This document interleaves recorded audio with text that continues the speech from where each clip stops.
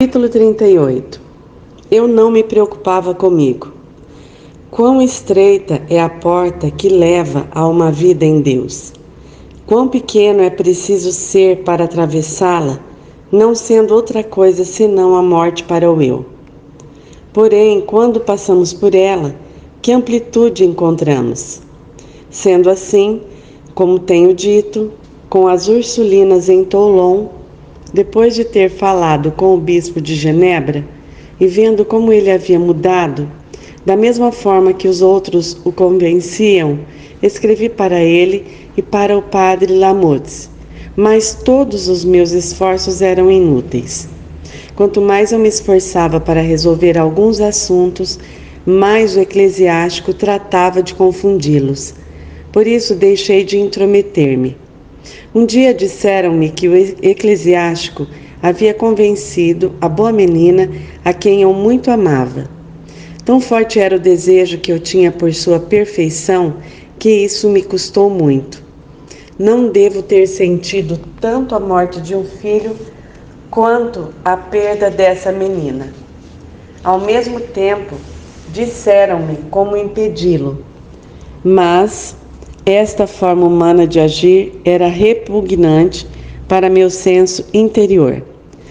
Estas palavras vieram ao meu coração.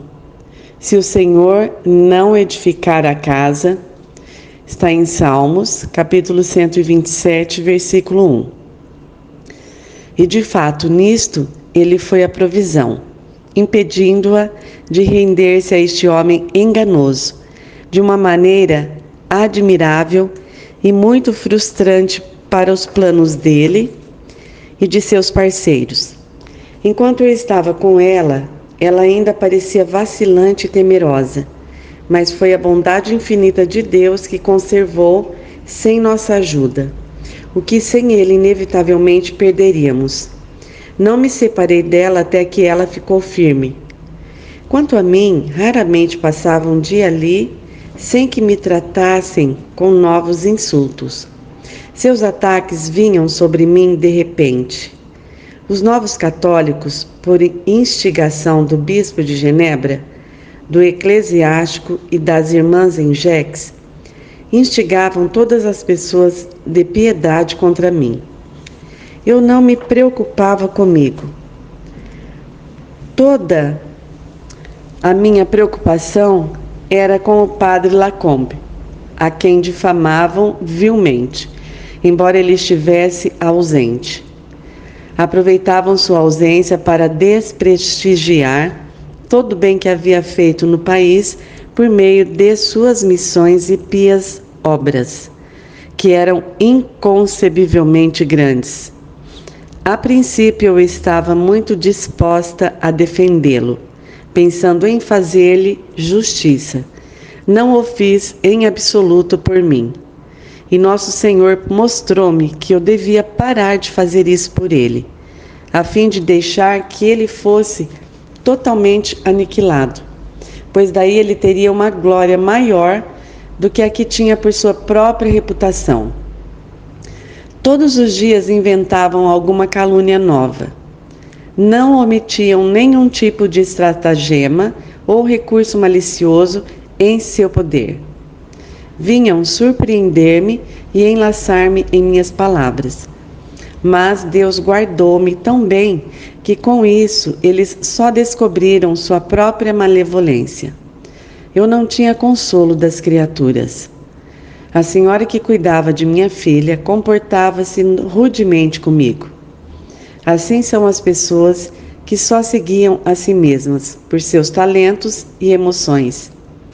Quando não veem o êxito das coisas e como só olham para seu êxito e não estão dispostas a ter a afronta de terem suas pretensões consideradas incertas e propensas a erro, elas buscam apoios. Quanto a mim, que não fingia nada, pensava que todos tinham êxito, já que tendiam para o aniquilar-se a si mesmos. Por outro lado, a empregada que eu havia trazido e que permaneceu comigo ficava cansada. querendo voltar novamente, ela me aturdia com suas queixas, frustrando-me e repreendendo-me de manhã à noite, censurando-me pelas coisas que eu havia deixado e por ter vindo para um lugar onde eu não era boa para nada. Obrigavam-me a suportar todo o seu mau humor e clamor de sua língua. Meu próprio irmão, o padre Lamotte, escreveu para mim para dizer-me que eu era rebelde para com meu bispo, permanecendo em sua diocese somente para causar-lhe dor. Na realidade, vi que não havia nada para fazer aqui, uma vez que o bispo estava contra mim. Fiz o que pude para ganhar sua boa vontade, mas isso era impossível sobre qualquer outro termo da associação que ele exigia, e que eu sabia que meu dever era não fazê-lo. Isso, unido à pobre educação de minha filha, afetava o meu coração. Quando qualquer vislumbre de esperança aparecia, logo desaparecia, e eu ganhava forças que vinham de uma espécie de desespero. Durante este tempo, o padre Lacombe estava em Roma, onde foi recebido com muita honra, e sua doutrina foi tão apreciada que a Sagrada Congregação recebeu com agrado suas opiniões sobre alguns pontos doutrinários, que eram considerados tão justos e tão claros, e os seguiu. Entretanto, a irmã não tinha nenhum cuidado com minha filha. Quando eu cuidava dela, ela ficava irritada. Eu não era capaz, de forma alguma, de convencê-la a prometer-me que tentaria impedir a menina de adquirir maus hábitos. Todavia, eu esperava que o padre Lacombe, em sua volta, pudesse colocar tudo em ordem e renovar meu consolo. Contudo, coloquei tudo nas mãos de Deus. Por volta de julho de 1682, minha irmã, que era uma ursulina, conseguiu permissão para vir. Trouxe uma serva com ela, que era muito eficaz. Minha irmã ajudava na educação de minha filha, mas tinha frequentes atritos com sua tutora. Trabalhei em vão pela paz. Por alguns casos que encontrei neste lugar, vi claramente que não são os grandes dons que santificam, a menos que sejam acompanhados por uma profunda humildade, que a morte para tudo é infinitamente mais proveitosa. Pois havia alguém que pensava que ela estava no auge da perfeição, mas descobriu que pelas provações que lhe sobrevieram, ainda estava muito longe disso. Oh, meu Deus, quão verdadeiro é que podemos ter tuas dádivas, e não obstante ser muito imperfeitos e cheios de nós mesmos. Quão estreita é a porta que leva a uma vida em Deus, quão pequeno é preciso ser para atravessá-la, não sendo outra coisa senão a morte para o eu. Porém, quando passamos por ela, que amplitude encontramos? Davi disse: trouxe-me para um lugar espaçoso. Salmos, capítulo 18, versículo 19. E foi por humilhação e desonra que ele foi levado até ali. O padre Lacombe, em sua chegada, veio ver-me. A primeira coisa que disse foi sobre sua própria fraqueza e que eu devia voltar. Acrescentou que tudo parecia escuro e não havia nenhuma possibilidade de Deus fazer uso de mim neste país. O bispo de Genebra escreveu para o padre Lamotte para fazer-me voltar, e ele escreveu para mim com este propósito. Na primeira quaresma que passei com as ursulinas, tive uma dor muito grande nos olhos, pois aquela mesma pústula que tive anteriormente entre o olho e o nariz voltou em 3 ocasiões.